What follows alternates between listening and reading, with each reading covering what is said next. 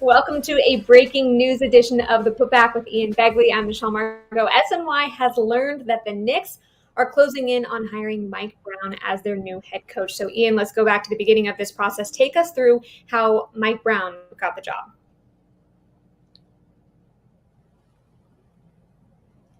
Not hearing you, Michelle.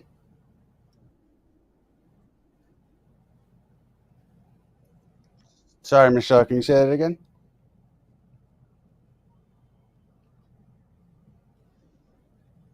Um, Looks like we lost Michelle. But yeah, Knicks expected to hire Mike Brown. They have concluded their coaching search.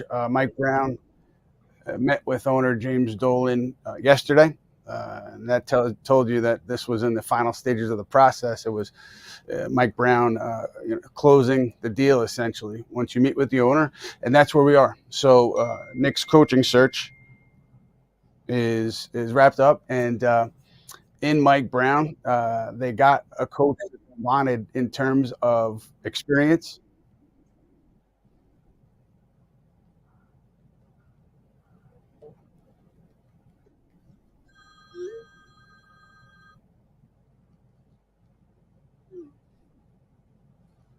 In terms of experience, that's what the Knicks were looking for all along in this search. They did want somebody with previous head coaching experience. Taylor Jenkins, obviously, someone they interviewed. James Borrego as well. Also Micah Nori, and they did have a formal interview with Coach Dawn Staley down in South Carolina. I was told. I know my guy CP had reported that they had touched base on Staley. That was actually a formal interview, but here we are now. Mike Brown. He does see Borrego as an important addition to his staff. James Borrego, widely known around the league for his offensive acumen, spacing, player movement, ball movement.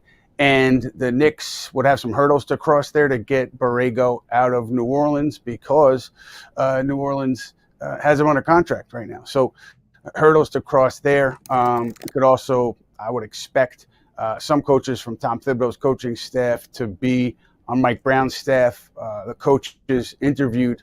I was told that they knew that they would have autonomy to hire their own staffs, but I think there was maybe not an understanding, but just a discussion about bringing some of the guys over from the previous staff only if the coach was comfortable. So I would expect some of the previous members of Tom Thibodeau's staff to be here.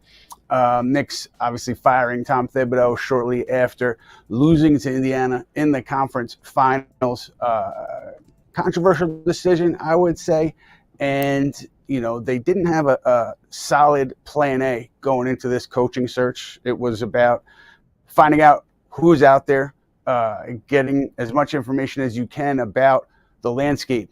And that's why they were calling teams to interview their current head coaches and got rebuffed quite often. And I think we have Michelle back. Michelle, how are you?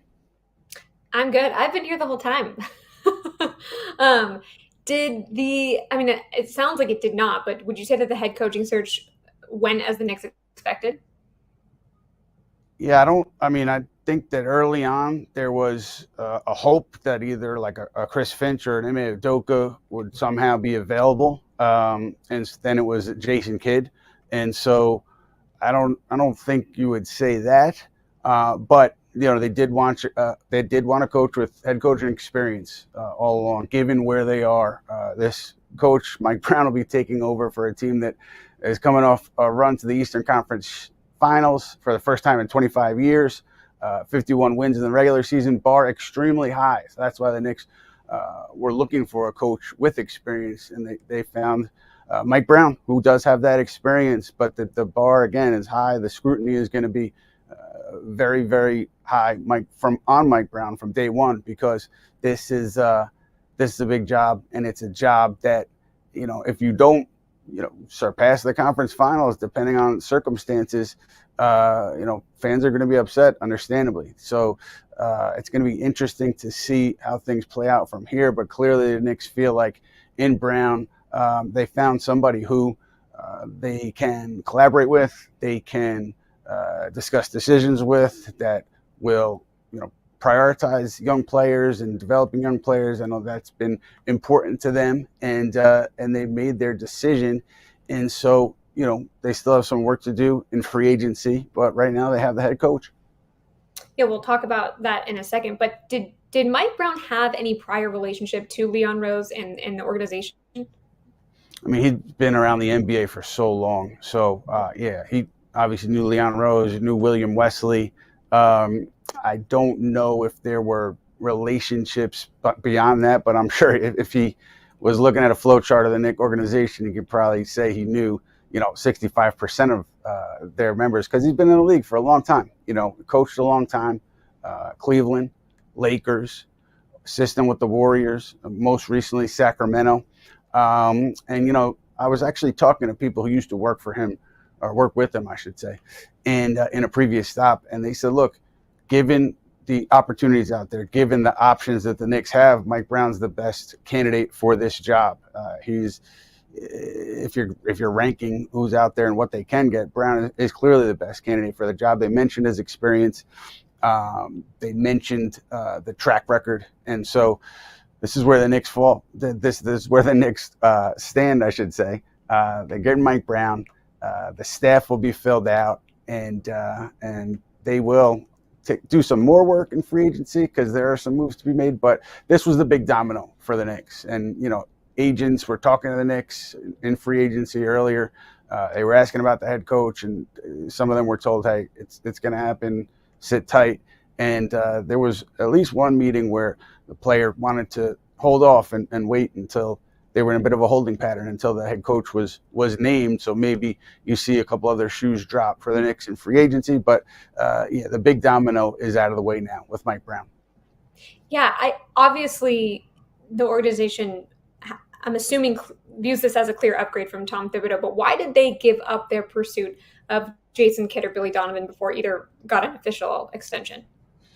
Yeah, I don't know if they would say, I mean, obviously they like Mike Brown a lot. They hired him, but is it a clear upgrade from Tom Thibodeau? I don't know if there was that candidate that was out there. And so I think that just comes with Brown coming here and the spotlight that will be on him in this position. But yeah, Jason Kidd, the Knicks certainly wanted him. I believe he had interest in the Knicks, but ultimately the chase kind of fell off. Because why? I don't know exactly why, but obviously Knicks not getting permission to speak to him.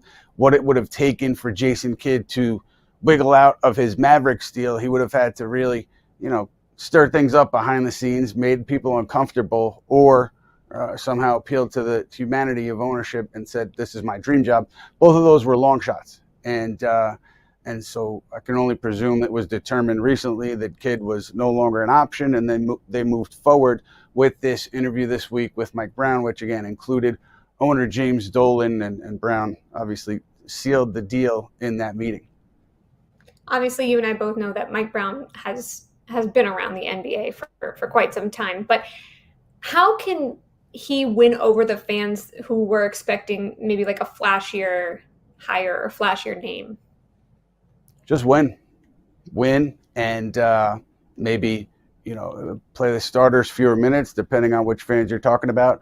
Play the younger players, depending on which fans you're talking about. But the bottom line is win games and make it to the NBA Finals. That's the bar that's been set here with the Knicks' decision to let go of Tom Thibodeau after the season that they had.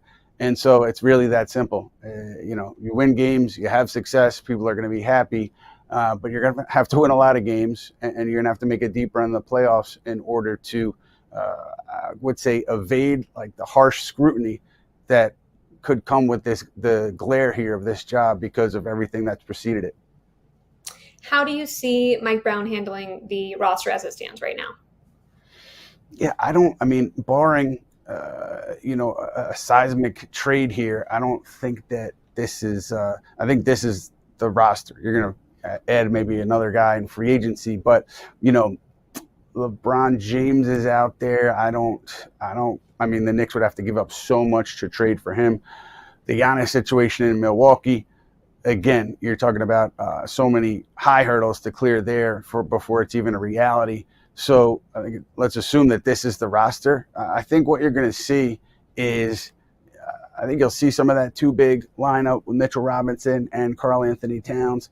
I think just based on how everything has gone during this search, you'll see a fewer minutes for the starters.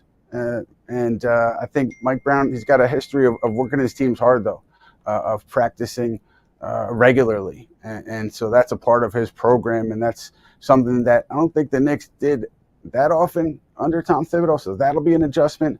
And, yeah, it'll be an adjustment for everybody involved after 5 years of Tom Thibodeau, a new voice in town. Yeah, I remember some players came forward saying that, of course, they wanted Tom Thibodeau to remain the head coach. Obviously, he did not. So what about building relationships with those players? I mean, if this is a win now, win ASAP team, how much time is it going to take for Mike Brown to build those relationships? It'll take time, but I think too, like, these guys are professionals. I don't think this is a locker room where there's a potential fireworks. I think this is a group that they're young veterans, but they're veterans.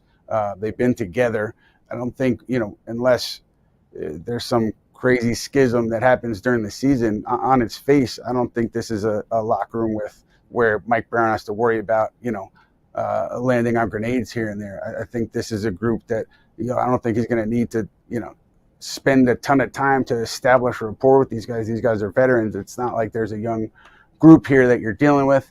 So they know the business side of it, and they have been through it, both sides. So I don't think that's an element of concern, or I don't think it should be, at least early on here in the Mike Brown tenure. How much of a say do you think he's going to have in roster construction moving forward? Yeah, well, Tom Thibodeau had a big say in roster construction and minor moves, and I'm sure he had input on major moves too. It probably won't be that much different with Mike Brown. Obviously, you're going to consult your head coach when you make a big move or even a minor roster move, but I would think that there'll be more of a two-way street in terms of head coach and the front office. I know that's something that the Knicks were looking for, somebody to collaborate with. And so I would expect more of an open dialogue. Sure, you're going to disagree on things, but coming to the ultimate same place decision, or the same decision, I think ultimately is what you'll have with Mike Brown in the Knicks front office if this thing does work the way everybody wants it to. What kind of coach do you expect Mike Brown to be for this team? Like offensive, defensive, what kind of minded coach? Yeah, look, well, if James Borrego is here, the offense should be very good. I know coaches were impressed with Brown and what he did in Sacramento, some of the things offensively, but Borrego has a great, I guess a great acumen for offense generally. And so if he's here, implementing what he wants to do, which is something Mike Brown would like to see, I think this offense is going to have a lot of creativity, different sets, maybe different player groupings, and it's going to be interesting to see, again, if the Knicks are able to pry Borrego out of New Orleans, what the offense looks like and how different it might be from Tom Thibodeau's approach. All right, let's talk about the coaching staff. You mentioned it a couple times now. So you tweeted, quote, "There are hurdles to Knicks adding James Borrego to staff. New coach Mike Brown sees him as an important addition." Can you elaborate on that? And then who else will be on the staff? Yeah, I mean, I think that we talked Borrego, but the rest of the staff, my understanding, and this is true, is that the coaches that were interviewed were told, look, you're going to have autonomy on your staff, who you want to bring, who you want to leave behind from the last regime, but there will be some holdovers from Tom Thibodeau's staff. I mean, Rick Brunson is an obvious one, but I think there will be a few other veteran assistants coming over from that last group, and so but I do think it was important for the coaches to hear in those meetings that they do have autonomy. At the same time, I'm sure it didn't hurt Mike Brown's candidacy or other coaches' candidacy if they were also open to bringing back some of the guys from Tom Thibodeau's staff. So yeah, I mean, I think that we'll see what happens when they sit down with Mike Brown, but Mo Cheeks, Darren Erman, and Mark Bryant, I would think that those guys, along with Brunson, have a good chance at being on Mike Brown's staff. How do you think his coaching style is going to differ from Tom Thibodeau's?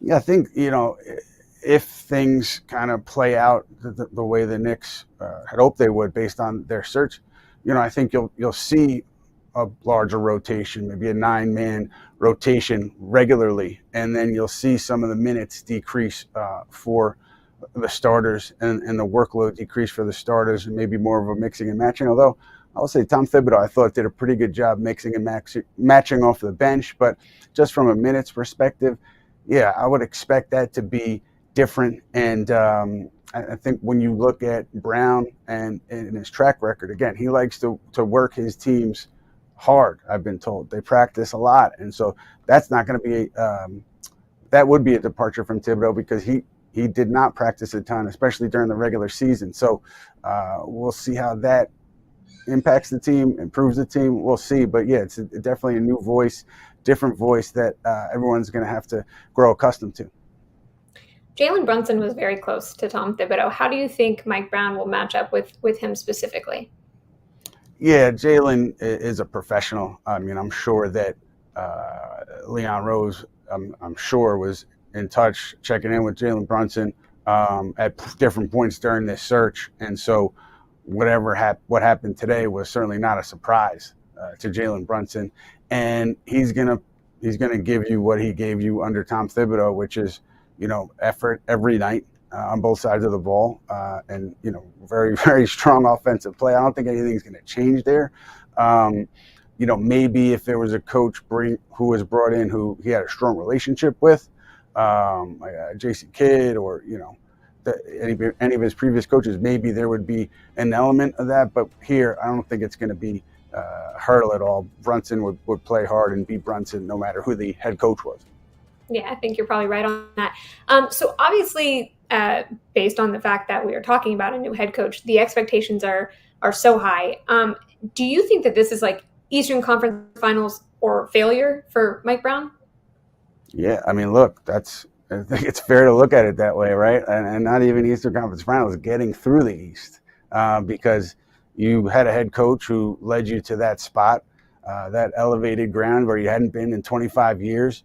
And the coach had a lot of success, and the decision was made to fire him. So the thinking is, if he wasn't the guy to get you where you wanted to go, then the new head coach is. And so, yeah, I think it's probably unfair. It's an extremely high level to reach here to meet expectations, but I do think that's fair from the fan base's perspective because of how things played out. So Mike Brown was hired as the head coach of the Sacramento Kings in 2022. And then he was fired in December of 2024 after a 13-18 start. And this was a Sacramento Kings team that hadn't made the playoffs since 2006. And then he was named coach of the year while he was there. So what went wrong in Sacramento to where he didn't last very long? Depending on who you talk to, you heard. I would say that he actually had a big impact early on on the Kings. He did have success in his tenure there in Sacramento, but at the tail end there, you hear that some of the players in the locker room he lost them, and maybe they, once you have a disconnect with your players, depending on which players they are. That's never a good thing in this league. And so there was also some veterans, felt that this was something where Brown, maybe the offensive approach, some veterans questioned it. But look, no one's going to have every player love them in their locker room. So some of that is par for the course for the league. But I do think the disconnect that developed there between Brown and some of the players in that Kings locker room, some people say he lost the locker room. That's a blanket statement. I'm sure it was specific issues, but I do think that hurt him there in the end in Sacramento. All right, so let's move on to free agency. You mentioned, players a while back when we first started the show. So Knicks signed center Gershon Yabusele and are rumored to intend to sign Jordan Clarkson once he becomes a free agent. Are these the type of players that Mike Brown likes to coach? Yeah, I can't really answer that because I don't know like his fit in terms of if he has a player he likes. There was a mix of players in Sacramento. I don't know if they fit one archetype, but I would assume that as the Knicks were going through free agency, they also had a pretty good idea, especially in the last few days, that it was going to be Mike Brown. And so you're making moves with that in mind. I don't know if he was consulted or not. I don't want to go that far, but obviously, if you're far down the road with Mike Brown at the start of free agency, you're going to make decisions with that in mind if you think it's likely to get to the end. And so I assume that Yabusele and a Clarkson, the two guys they brought in, are two guys that Mike Brown would ultimately be in favor of and look forward to coaching. All right. So if you had to guess, what moves are left for the Knicks this offseason? Yeah, I mean, I don't think fireworks in LA, fireworks in Milwaukee. I think that is there's such a low probability of that. So I think most likely Knicks either make a small trade to shed some salary, or find another way to trim some money and fit a veterans minimum under the second apron and bring in a vet. And they had touched base with Ben Simmons. I'm sure they touched base with many other players. They have had interest in bringing Landry Shamet back. So I think that's kind of what you'll see here is them filling that final roster spot, getting that veterans minimum, sneaking it under the second apron. And they are hard capped again at the second apron because of the exception that they used to sign Yabusele. So it's important for them to get, I think, one more guy in there. So it'll either be, via trade or maybe the numbers on the Yabusele deal, the final numbers allow them to come in under that second apron. So what realistically are Ian Begley's expectations for the Knicks in 2025, 2026? You know this team better than anybody. I mean, look, the expectation and the bar has to be finals. It has to be that because logic tells you that you change your head coach after making that run to the conference final. The next guy you bring in is you'd expect to do better. So it's got to be the finals, and that's a crazy high bar for any team in any pro sport. But the scenario that they're in now, similar to Girardi and Boone with the Yankees. If you're expecting to take that next step with a new voice, that next step is NBA Finals, and especially, Eastern Conference. Jason Tatum hurt, Tyrese Halliburton hurt, Milwaukee, Damian Lillard just got waived. So there are teams that were at the top that are dealing with injury issues, big ones. So there's a pathway here for the Knicks. I think that has to be the expectation. It sounds like maybe he won't have a super long leash, but I guess time will tell and just see how things play out. So once again, the Knicks closing in on hiring Mike Brown as their new head coach, finally naming their replacement for Tom Thibodeau. Be sure to check out SNY and Ian Begley on social media for more Knicks news throughout the offseason. Ian, thank you so much for joining us. I'm Michelle Margot. Thank you so much for watching.